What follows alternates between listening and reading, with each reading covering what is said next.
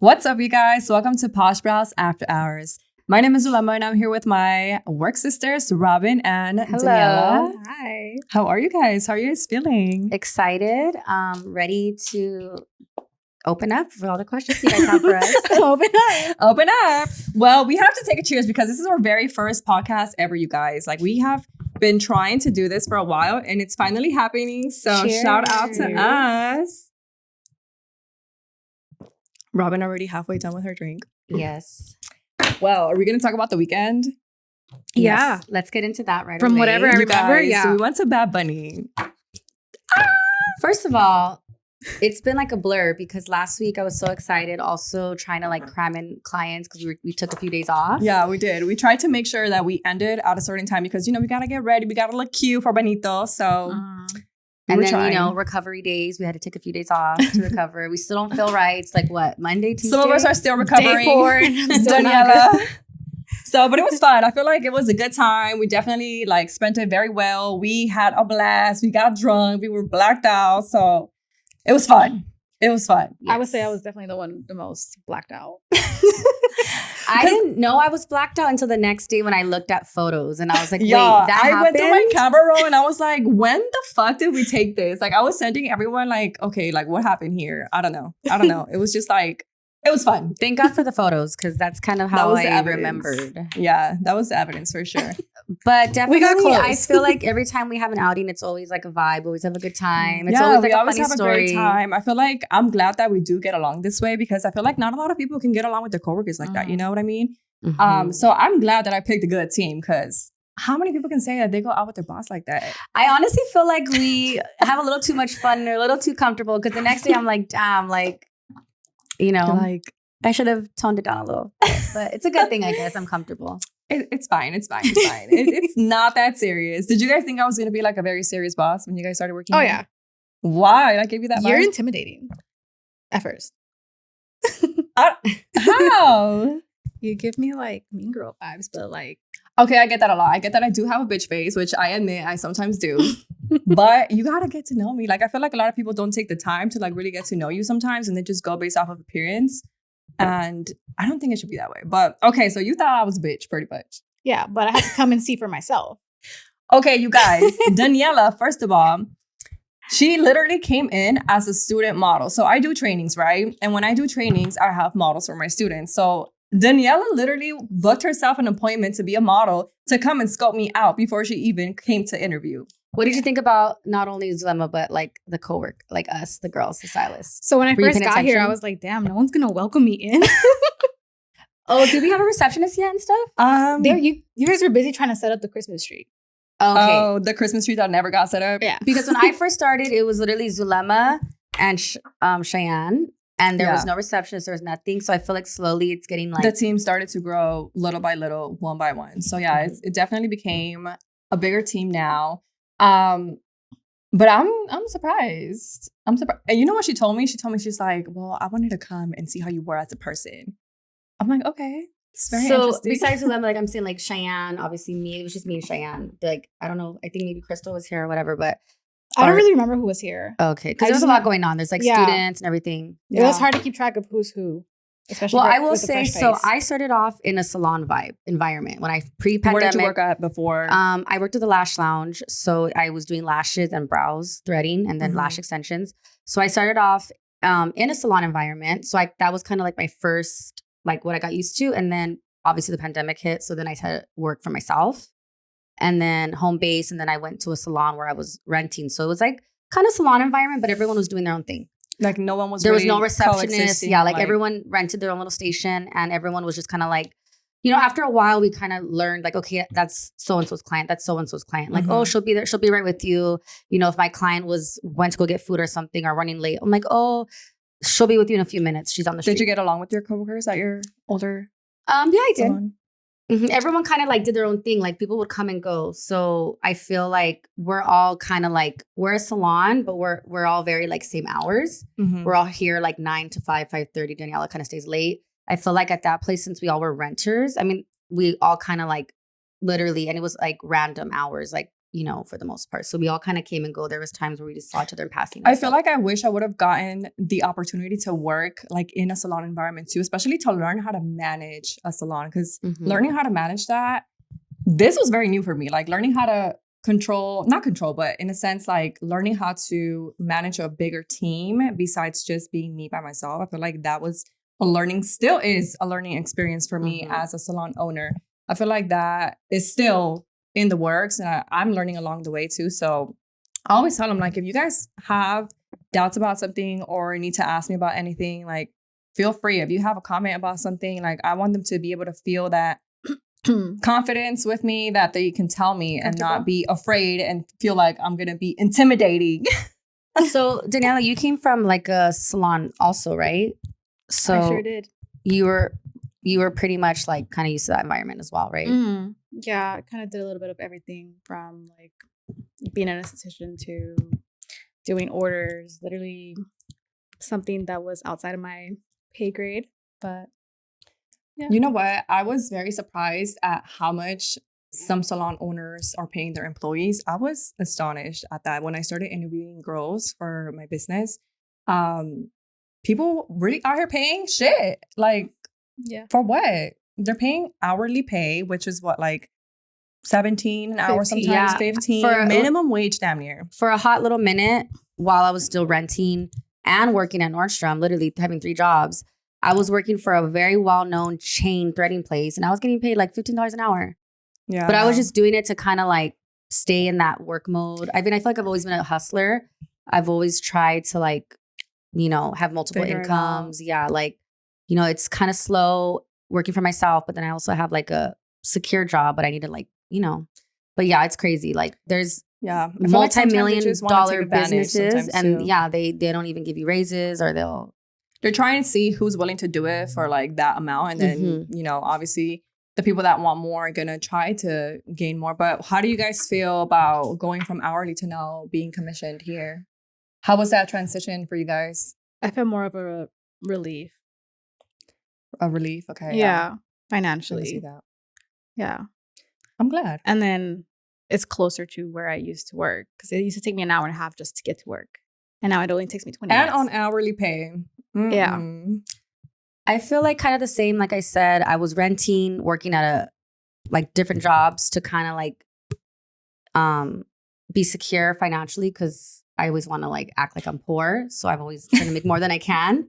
But I feel, it's a little bit less stressful. Yeah. But I will say I do have to not get so comfortable, because I'm fortunate that we have Michelle, which is our content girl. I mean, definitely I make my own, like I'll do my own content sometimes, but a lot of times I forget, and then she's there to remind me, like, hey girl, let's do some content. So I feel like that helps. I feel that we are very fortunate to have Michelle, for sure. Oh, yeah. 100%, because sometimes, like she said, like we're all busy, we're doing stuff. And if Michelle's not there to record for us, or they forget, I am very on top of them about that, because social media nowadays, I mean, let's be honest, like, let's be real. With social media, if you don't post, we're not going to get booked, especially for the business that we're in. We need to show face. We need to show up and be that reminder, that constant reminder for our clients that, hey, we're still here. We're doing brows. Book now. Yeah, especially because I'm sure, I mean, it's kind of the boring bookwork part of, because we're all estheticians. But I mean, let's just say you're booked and busy and you have your clientele. Like, regardless, like you're only going to keep 75, because things happen. People move, and it's not convenient. People die, unfortunately. People have to. Gosh. No, that was one of the things. Like in the book, like they say, like it's transportation, finances, death. Like you're not going to always be 100% booked, so you have to constantly always look for that new clientele. So, do you guys feel more comfortable working under a salon environment, because like the clientele is a little bit more steady rather than working on your own? Yeah, definitely. Like, not only is it a salon, but like just being in the plaza, I feel like it's very like it's convenient. It's high traffic for sure. Yeah, that was one thing that I was afraid of. Like when I first opened up the salon, I didn't know the caliber of Posh Brows as a whole. I didn't know how much we were going to get booked. I didn't know whether or not I was going to be able to handle even like a full team. So I feel like we did it correctly, where I hired Robin first. And as soon as we got her fully booked, 3 months later, then we went on to hiring Dañiela. And then so on. Now we're going to add 2 new girls to the team. So I'm excited for that. I'm excited for April. We have a lot of stuff. I know. Honestly, March was very booked and busy, but like we also had so many things going on. We had Bad Bunny. We had this now. We had the podcast. So, and then I'm going to Miami next weekend. Oh my God, I'm so excited. Yes, she's going to Miami. Miami. I'm getting my boobs done, which I'm super excited. I know, like we're out here just doing it up. So I'm excited for what's to come for us too. And then moving forward, I feel like we all just have like that boss bitch mentality. And I don't know, did you guys always know that you guys wanted to do brows? Is that something that was like automatic, what you wanted to do? Or did it somehow come about in an unexpected way? I feel like yes and no. I started off in the makeup industry, like a lot of us estheticians, brow girls, you know. Yeah, same. I started doing makeup too. And then I went to esthetician school. Not like a lot of my classmates actually already knew what they were doing. They were either doing lashes already, brows, waxing, and they just wanted to get that piece of paper to be legit. I went in there kind of like mainly skincare because that's what they mainly teach you. But I just didn't know what I wanted to do. And I really enjoyed skincare, but I feel like, unfortunately, it's really hard to get that steady clientele where they're going to be consistent. Yeah, especially, I feel like with skin, there's so much that goes behind it. Like learning what you learn from school and trying to work on someone's face, you can really mess up someone's skin. I feel like, especially with acneic skin, like you really have to be careful. So I feel like that part of it was very scary for me, at least. Yeah, no, it is. And I feel even us, we know how important it is to get our facials. But when's the last time you had a facial? Like, honestly. Girl, no. Yes. And then I get it. Finally, and like, I'm like, okay, I'm going to keep doing this. And then a year passes and I haven't even had a facial. So, I mean, I tried to do my own like at-home routine, you know, but it's not the same like going to an actual esthetician and sitting there and having the whole full-on relaxation as well. I feel like sometimes people do it just for that too. Like they want to feel the touch and like the special relaxation. occasion, girls connection. weekend. So how do you feel? Well, we didn't talk about you. Like, how did it come about with you doing brows? I think since like middle school, I've always known that I wanted to do something in the beauty industry. I started with nails and then hair and then makeup. And then eventually, I actually went to acting school. Oh, and that's something that I do want to actor. get into. I told Dañiela, I was like, I want to take acting classes. And she's like, let me know. I'll take them again with you. I do want to get into that. They're really fun. I would go with y'all. Let's do it. Honestly, I want it just for a hobby. I think it'd be fun. Just to have something to do, extra income, and then it probably would help us with our reels and our Instagram game, you know? Look, we're taking it to the next level, okay? No, but I feel like same. I mean, I started doing makeup. I did makeup for like 10 years. Eventually, one thing led to the other. And somehow, obviously, like when you do makeup, brows is a big part of that whole entire look. I would start with the brows. I feel like it would take me a good like 20, 30 minutes. That's usually the first just thing. to do Carving out the brows. And then from there because you have to prep the brows and the eye area for the eyeshadow. So I feel like that was a huge part of me to the point where I started offering like a cleanup as part of my makeup service, so that I can clean up the client's brows. Because most of the time they would come in with some bushy ass eyebrows. I'm like, girl, I cannot. How am I going to cut the crease when the eyebrow hair is damn near on the crease? True. I just couldn't do that. So, especially when they have like the hairline like matching. Yeah. Oh, yeah. No. So it was just too much. So one thing led to the other. Fast forward to the pandemic. I feel like that's what pushed me to doing brows because people weren't really getting their makeup done. There wasn't any parties going on or anything like that. So that's kind of like what pushed me in that direction. But it was never like a plan. I don't know what got over me. I just saw like someone offering trainings and all of a sudden I just booked it literally the next day. And it was just like a one and done. Impulsive. I swear like probably $2,000 left in my bank account. Like, and the course was like $800, I believe, at the time. I had my card note due like within the next day. So I was like damn near broke at this point. I had hit rock bottom. And it's the pandemic too. So we're all like. But I took that risk and I just knew like whatever I started, I've never started and not followed through. You saw the end goal. Yes, I always had the end goal and the vision in my head embedded deeply in there. So I knew like I had to figure it out and make it work some way or somehow. And I mean, now we're here. Yeah, I feel like since you had that mentality, like it went far for that reason. And I'm glad because some people, they take the course and then they just give up. Yeah. So with that being said, what's up with the makeup? Are you going to do that again? Are you going to make a comeback with the makeup? Because that's kind of so what many you of my started. clients, I know, and so many till this day, so many of my makeup clients come and they get their brows done with me. But honestly, guys, like makeup was a huge chapter in my life, but that chapter has now been closed. I don't think I'll ever go back. I do come out of retirement for family though. And then Robin here and there sometimes wants me to fix her blush. Yes, definitely. But I don't think I will ever go back to doing full glam makeup as a makeup artist. I feel like I would want to go into different ventures aside from brows, of course. Like, this is not the thing that I want to do forever, but it's what's working right now. But I have a few things that I want to, tap into and do and see how it goes. Yeah, I feel like that's like a really good part of growing, because we think like we have to stick to something, but life is about evolving and changing. And I feel like it's okay to have like chapters and different eras in our life. I think it's very important to also learn how to fail. I feel like a lot of people take failure very, very to the heart. And once they fail, they're so scared to pick back up and like start over. I feel like that's one thing that I've been very fucking good at, because I've had so many different companies that I've started. I mean, what I've done. I had my clothing company. I had a swimwear line. When I took your training, well, time to go back. When my first impression of you, definitely, I was already kind of comfortable because I did a training with you. Yeah, Robin took my training, like 2 years ago? 2021. And it's crazy to think. Oh my God, 3 years ago. So it's crazy to think that I even took a training, because, I mean, you are an example. You thrived during the pandemic. Me, I was kind of lost. Like, I got my esthetician license really early in 2019. A whole year I was doing it. And then the pandemic hit. So I was just like, damn, like, no one knew how the pandemic was going to work. And then living in California, it was like one of the most strict states. Like, we couldn't do anything. Everything was on lockdown. We really couldn't do much. We couldn't go out. So, I mean, I had like my loyal clientele that I was working from home, but I was just like, is it just going to be this? And I have to do something else? Like, I didn't think, whatever. So to make a long story short, the fact that I even invested and took a course, to me, that was kind of crazy, because I was kind of like trying to maneuver. Like, damn, where's this going to go? Yes. But back to that, I remember you had your little lash strip line. When I was in that, he was in Downey. You guys, first of all, you guys see what Posh Brows is right now. We did not have this aesthetic. I was like full pink everything. Yeah, it was in Downey in the upstairs, and you had you had retail like lash strips. Yeah, I had lash strips. I had a lash strip company. I actually started selling also like lash trays. I started to do lash trainings. That just did not work out. That was like a whole other thing. But all these little companies that I've started up, I learned little things from each and just applied it to what I know now. So do you feel like those were like the building blocks to like where you're at now? I think it started when I was very young, because my parents would literally like pay me $5 to like mop and broom. And I feel like from that point, like I was like 5, but and I had like the little short brooms, like the little. She was a hustler. Yeah. And I feel like that's when I kind of started to learn that you have to earn your money. I remember in middle school, I used to sell like the little keychains that you used to make. Oh, and the lanyard things? Yeah, the lanyards. Like the little squares. I used to literally sell them like every color for 25 cents. You know what I used to sell?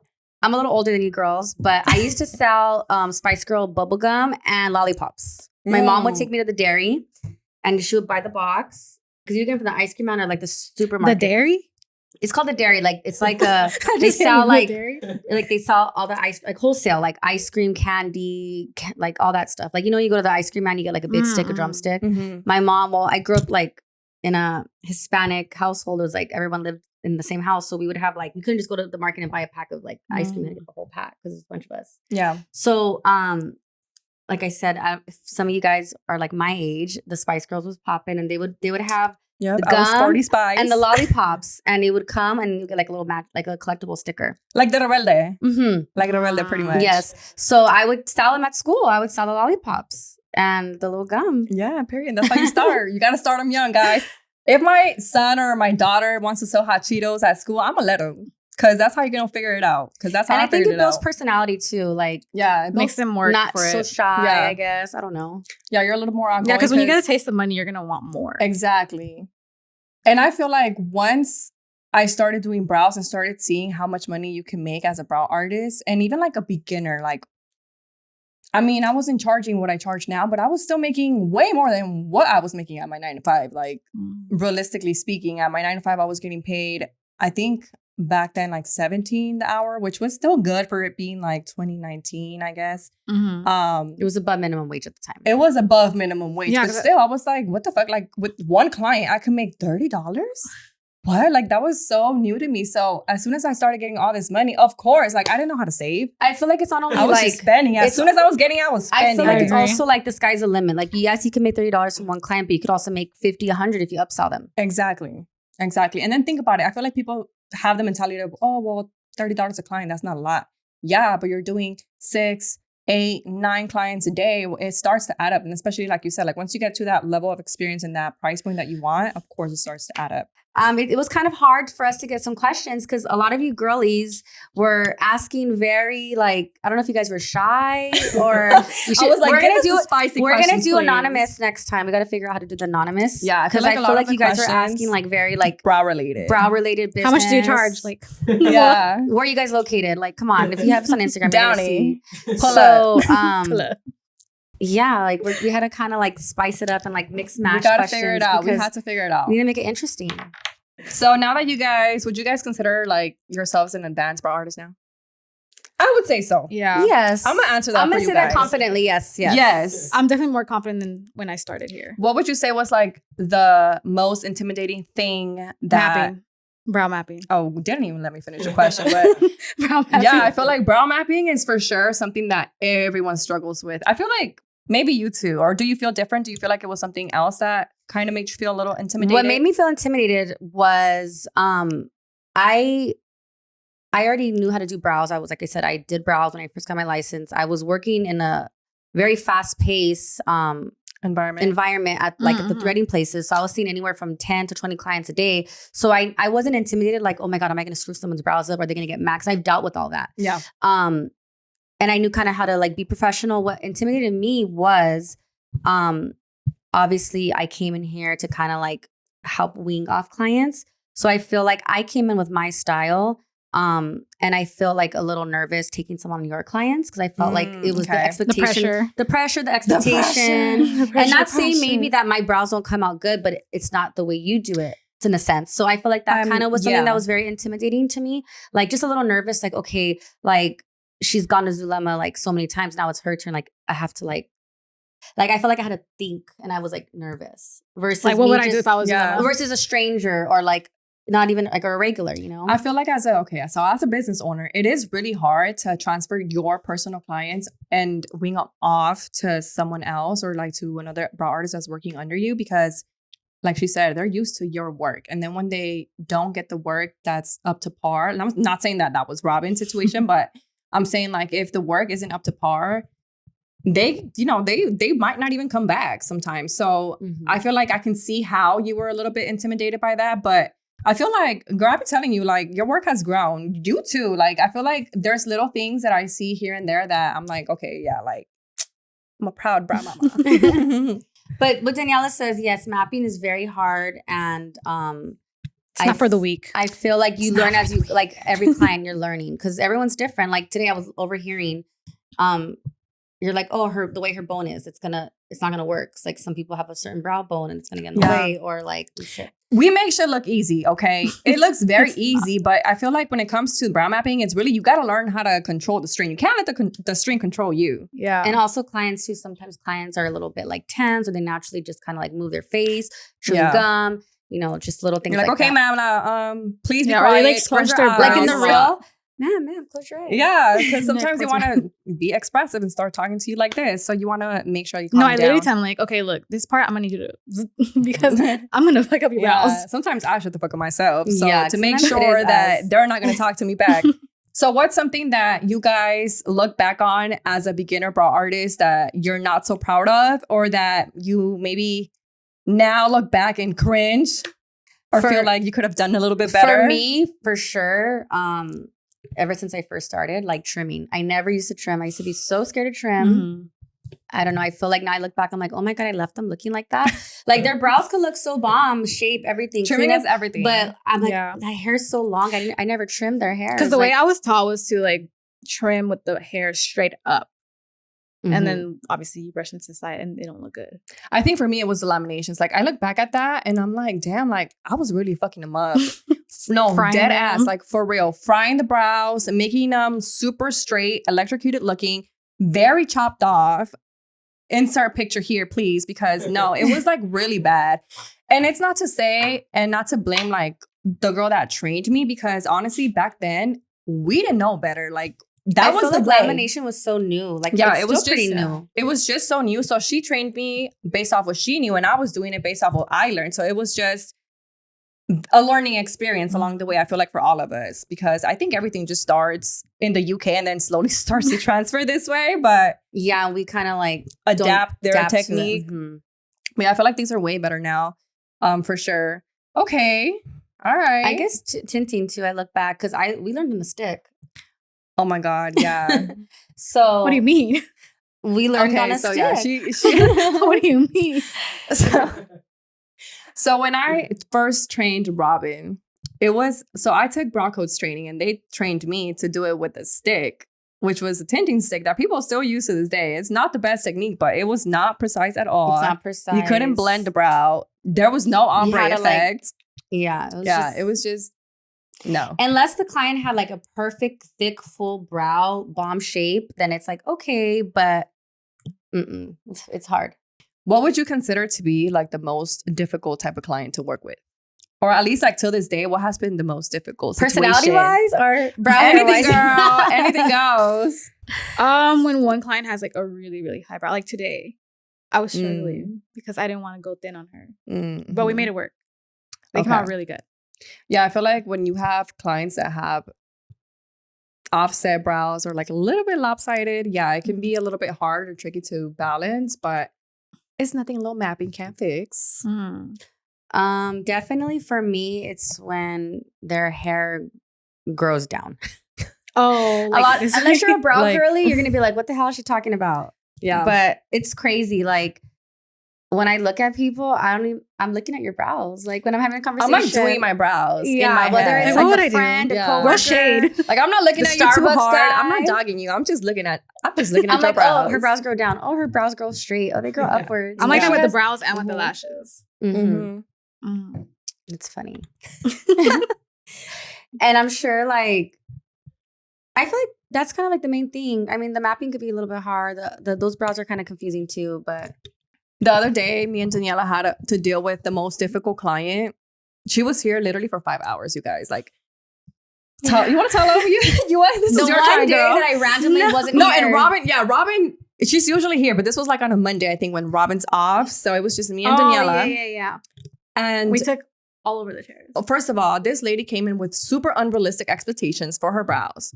She had a line, right? Like a line of brows. Literally like chola pencil. Like thin. chola, and she wanted super- like her brows. She literally pointed at my eyebrows and said, I want them like yours. And I literally told her, my brows are the triple the size as your brows. Like, and they're how? tattooed because they always And tell she wanted it to look natural. I know. So there's just no way. Sometimes you just have to make sure that we educate the client and let them know. Like, there's so just she wanted no way. them natural but thick but bushy but not too much. But like not too much. And like, literally.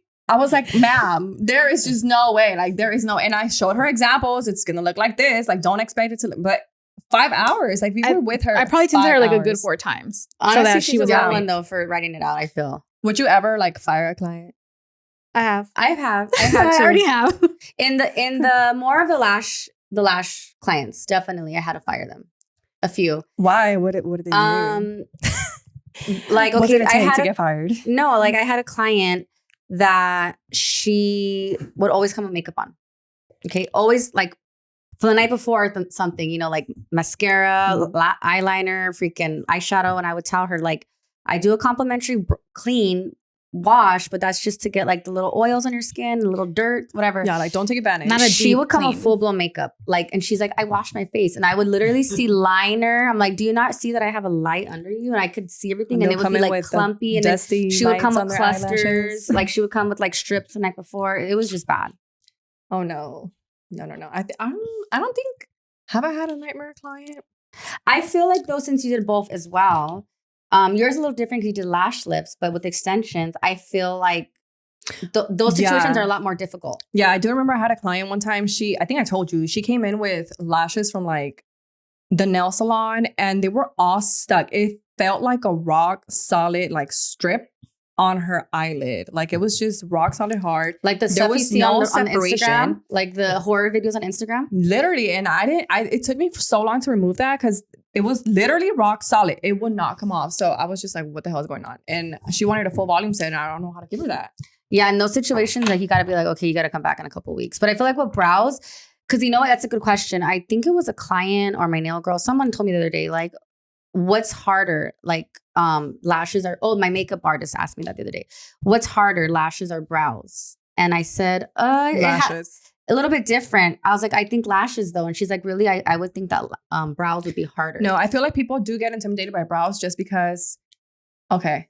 I feel like people get intimidated by brows just because it is like the main focal point of your face. And I think people think, oh, well, I don't want to fuck up someone's eyebrows, but you could fuck up someone's lashes too.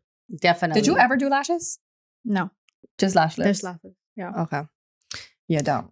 Yeah. I don't plan on it. You can definitely. And the sad thing is, like with the brow, if someone messes with your brow, you're going to know right away. And you're like, okay, I'm never coming back to this girl again. But lashes, someone can screw you up real bad and you won't even know. And your lashes won't even grow back the same. Like that's you won't know until you go somewhere else and they tell you like your lashes are fucked up or they messed up your lashes. And we can tell, I mean, obviously like we see a lot of our clients and they're having their eyes closed and you can see everything from the top. So you see everything that be going on. Sometimes I'm like, ooh, no. But we can't say too much. So since you asked us your impression, well, you kind of knew me, but I don't know how much you remember me, but what was your impression of us when maybe like interview? Okay, maybe not the interview. Like, I guess maybe interview and then like when we first started. I think when Robin first started, I can tell like she had a super bubbly, very like outspoken personality. And I love that because I'm not trying to have like a very quiet environment, first of all. A very serious person. Everyone always says it. Like when Robin's not here, like we feel it. Oh. No, because like we said that yesterday. Yeah. I know, but today. Especially because I've usually been working every Monday. So it was. Yeah, I feel like the salon feels very quiet when she's not here. She's chatty. So I like that. that. Dañiela, I feel like she was a little more quiet when she first came in. She was trying to like... I was trying to feel the vibes. Yeah, she was trying to feel the vibes. But I mean, she opened up.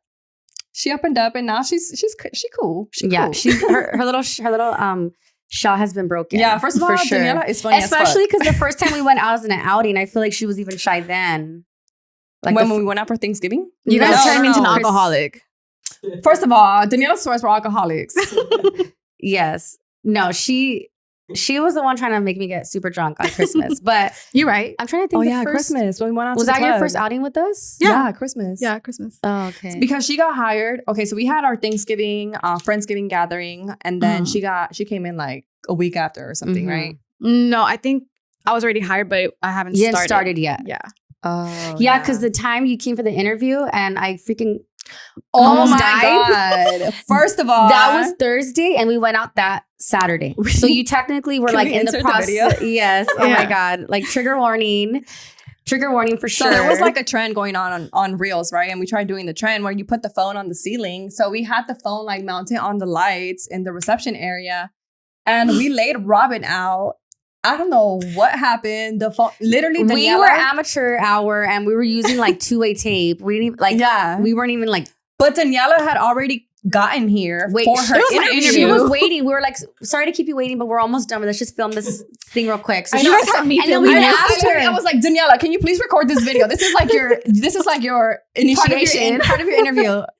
And she was standing right there recording everything, and then all we see is just the freaking phone fall from like 20 feet high or however high that I don't know how high it was pretty high because I was laying on the counter lower, so she was like laid off flat like a sushi girl, like just literally laid off flat. I say minimum 18 feet. I would say like a good 18 feet. The phone literally drops. It drops like and literally hits Robin in the middle of her head. Like we heard that, like my brow bone / forehead, and we caught her on camera. And caught her on camera. And mind you, out of everyone in the salon, it would be me, the worst person, because I'm so dramatic. Like, I'm the most dramatic person. Okay, that's another thing. Out of all people, like, really me, like, it was bad. It was bad. I was like, Robin, are you okay? And she was, I'm fine. But it was just like, oh my God, like, what is Dañiela gonna think? Like, she's gonna think we're psycho. She's I feel bad. I was like, I didn't know her, but I was like, are you okay? Like, do you need anything? I was like, I just want to go home. That was literally the first impression Dañiela had of us as a team. I was like, okay. Me, Robin, Julia, Cheyenne, like all of us were here. Mm-hmm. I remember. She's probably thinking, do I even want to work here? I know. She was like, oh my God, like how much am I getting paid for this? That reel never ever got posted. It never made it. It never made it out of these walls. We gave up on that one. Yeah, no. That was good times. I feel like I still have a little bump right She here. still has a chipote. Mm-hmm. It's there. A what? A chipote. I don't, You never know what heard. a chipote is? No. Girl. Is that a Mexican term? Oh, yeah. I forget. You guys. Okay, so I'm Mexican. I'm like, are we getting into that? Yeah, it's fine. Okay, next topic. We're so full of shit because literally these cards are fucking blank. So going back to, everyone getting hired in the first impressions. When Dañiela first got hired, I love Dañiela. First of all, hired. Did I say fired? You're about to say. Oh, I was You saying said okay. So when Dañiela first got hired, obviously like looked at the resume, saw she had very good, past employers and everything. So I was like, okay, great, perfect. Like her technique's gonna fit in just right. So hired her on the spot. Moving forward, little time goes on. Tell me why her ex-employer hits me up on Instagram telling me why I want you to be careful with Dañiela. Like you shouldn't be having employees like this on your, in your team. And I was like, huh? Like I was super caught off guard. Mind you, like I think we had just like gone out for Christmas. Yeah, I think it was a little after. It was like 2 days after we had just gone out for Christmas. I'm like, Dañiela, no, like there's no way. Pretty much like gave me like a whole story about what happened with like, with Dañiela and her salon and everything, trying to like pretty much throw dirt on Dañiela's name. Like she at this point was trying to get Dañiela fired. Which how did she even know? Well, so I hadn't media. posted. I still haven't showed Dañiela's face like on Posh Brows LA or anything or on my Instagram, and she follows me. Oh, so, okay. I didn't know that. Yeah, she follows me. So when she saw that my face, when she saw your face, your tag, obviously now part of Posh Brows, immediately DM'd me. So I was like, what does she have to say? So I'm curious. I'm like, is this going to be a red flag? Like, what's going on? Like, I'm confused at this point. So I'm like, Dañiela? No, that's very unlikely. So give me her whole story about what happened. And I'm like, no, there's just no way. Like, there's just no way. So I had to pull Dañiela aside and really have a one-on-one conversation with her. It was like an hour long, right? It was like an hour long. But I had to really go into that because I was like, okay, if this is true, like, what's going to happen? Like, what's going to happen moving forward?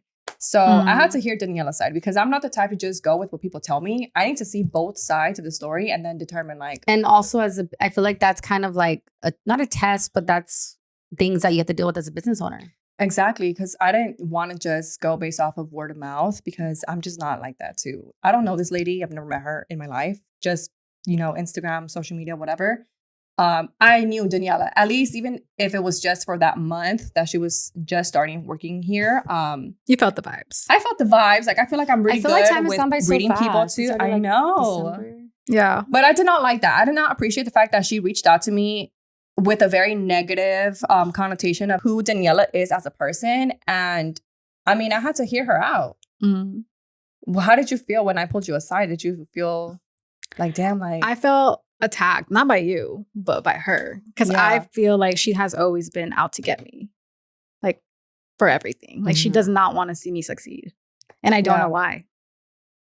I literally told Dañiela that I was like, okay, I'm going to give you the benefit of the doubt. Obviously, like, I believed everything that Dañiela was telling me because she showed me proof. Like, she showed me proof. She pulled receipts to back up her end of the story. And I was just like, wow, like, this is, like, super shocking to me, honestly. Like, to go out your way to try to end someone like that. Like, that is just not something that I would do personally as a business owner. Say, like, not only that, that's very unprofessional. Her being a business owner, like, that is against the law to discuss even anything like that, like with you. Yeah, so I feel like... Yeah, I thought about suing her, but I just like, I'm letting it go.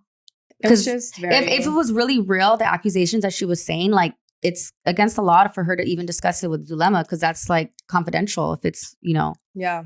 And then also it just looks unprofessional too. Besides the law, I feel like it's unprofessional. So I would have felt, honestly, like shit firing Dañiela based off of what the lady, we're just going to call her the lady, what the lady said. The woman. The woman.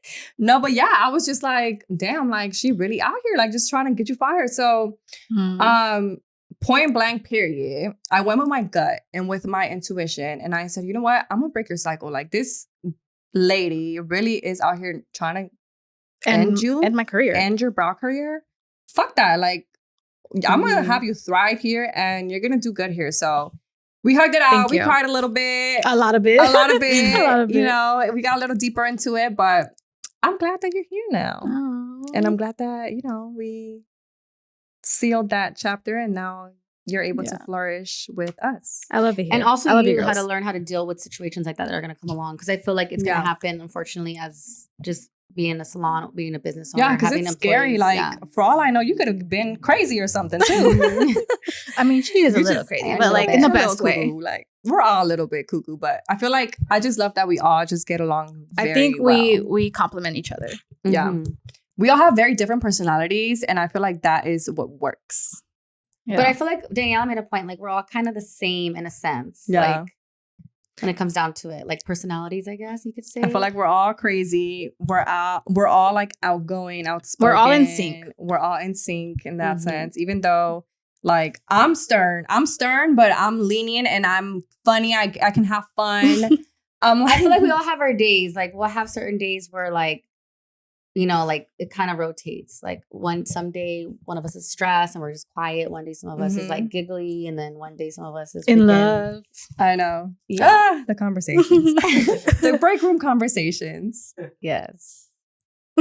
And then also, I feel like our clients, that's like a good thing that I love being in this industry. I feel like our clients kind of like bring out things in us, you know? Yeah, you get to know so many people and so many different personalities too. And you learn how to also be outgoing with your clients as well. Because I feel like if you're in this industry, you have to learn how to talk to people and build that connection.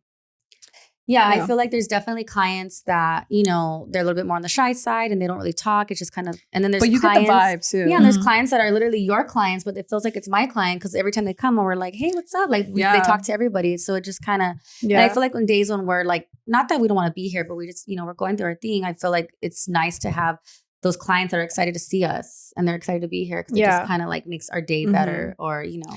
One thing I always like to do is just remember like the little details that the client talks to us about, whether it was, oh, they went on a vacation or they just had a baby or whatever it is. That way I can take note of that little detail and then remind them of that the next time they come in for their appointment. They're like, oh, you know what? You remember? Like, it starts to become like more personal at that point. Yes. Because you can give them the great service and they could be happy. But I feel like a lot of it also comes with the environment and then like just overall them being excited to come and like see us. Sometimes they just want to come to talk to us. No, yeah. My last client, she loved the cheese man. She loved everything. I know, she was so loyal. She's like, I live she was an hour early, like 45 minutes early. And I didn't think she was that early because, you know, I was busy doing my thing. Damn, 45 minutes early? She said no, like an hour. Because she said she said last time she came, it took her 2.5 hours to get here. Yeah. Oh. She must And have I'm like, she's damn. a real one. You came all this And in way my for head, me? I'm thinking, Dañiela, it took her that long. Like, don't Like, fuck up her brows, you know? shit. Like, don't fuck her shit up. But then she's like, oh, well, she's like, well, the last time I came to you, did this. I'm like, oh, okay. So she likes Dañiela. She's coming back because she liked the service. So she's a real one. She's really traveling to come, like, you know? So I think that's also like, yeah, I feel like I'm really cool with my clients. Like, I'm just like, yeah. And I feel like that's the one thing I've learned being in this salon. The first salon I was in, the location, it was very like, you know, a rich part of Long Beach. So a lot of our clientele was just regulars that just would walk there. And then obviously being home based, I feel like it was more like, you know, like word of mouth and like regulars and then referrals. Here, I feel like people come from everywhere. People come from everywhere. People literally and I feel travel like hours. It makes me feel so much more like special. And excited. And it makes, you know, because I'm like, damn, these people really are traveling to like try me even out. your students. Yeah, girl, first of all, like how, like you're coming to get trained by little old me? Like from where? Outside the country? Outside the country, literally like getting flights, catching flights, crossing the sea. That's like, I feel like that's when I knew like, you made it. All right. Not that I don't know. I know don't, you made it. I don't want to say that You're because that. I still don't feel like I'm where I want to be in life. Well, when I first met you, you felt like a celebrity. And no, honestly, her students are like that. Me and Cheyenne would like kind of like not tease, but we would like laugh. Like it's so cute. Like fans, like the way some of them like fangirl. You know, it's cute. It is cute.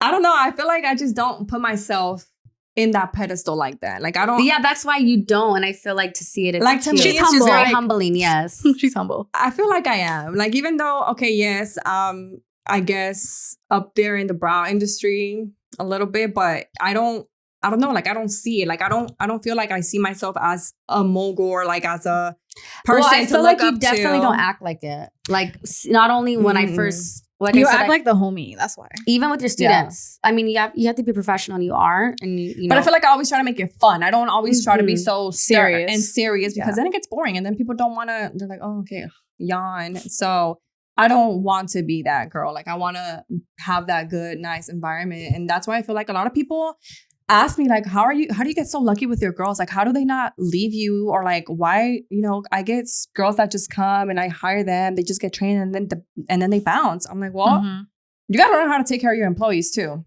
You got to learn how to take care of them, how to keep them happy. You make these girls are spoiled, first of all. Spoiled. We are a little bit spoiled. I mean, like, shout out to Crystal. She wasn't here today. And like working for yourself, I'm used to doing all that. Like little things like grabbing sticks from the back and restocking sticks. Like today I was like, I have no sticks, I have no spoolies. And I was just like, I know, we're like, where's Crystal?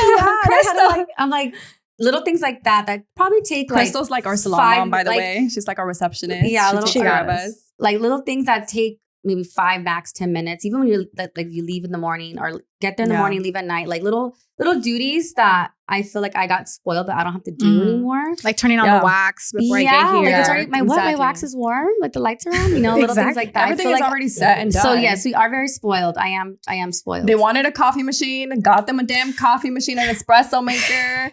Don't even know how to do a damn latte, but there is the coffee machine. It's okay, you guys have a barista here. Yes. I used to work at Starbucks. Okay, so speaking of spoiled, Zulema, I'm excited. When are we going to see the pictures from the photo shoot? We just had our first professional team photo shoot this past Sunday. They came out so good. Like, I really put in effort in the team. The photographer was super high quality. The makeup artist, the models, we looked amazing. So that's something that you guys are going to have to wait for the next episode because we vlogged it. So stay tuned for that. Make sure you comment, like, and subscribe. Let us know what you guys want to hear. We're going to be doing this pretty often. So I'm excited to bring on other beautypreneurs too. So let me know who you guys want to see next. So if you guys watch the whole video to the very end, to this very moment, comment Prosecco. I want to see who's a real one. And Cheers. Stay tuned. Cheers, guys. Robin has nothing. To the next episode.